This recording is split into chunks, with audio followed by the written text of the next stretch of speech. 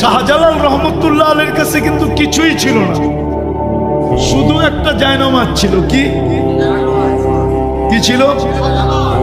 কোনো তীর ছিল না, তলোয়ার ছিল না, ডাল ছিল না, সরকি ছিল না, কোনো বোম ছিল না, টোম ছিল না। কিন্তু উনি সিলেট বিজয় করছেন না? করেন নাই? কি দিয়া? শুধু জায়নামাজ। শুধু জায়নামাজটাই হইল আত্মশুদ্ধির রং আর কালারের বিস্ফোরক। বিস্ফোরক ছিল এটা, এটা জায়নামাজ ছিল না, এটা বিস্ফোরক ছিল, বিস্ফোরণ ছিল।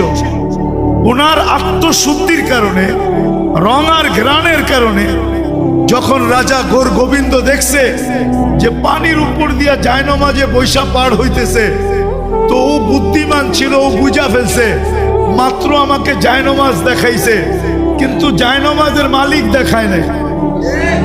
যদি জায়নামাজের মালিক দেখায় দেয় তাইলে কিন্তু আমার অবস্থা আরো খারাপ হবে।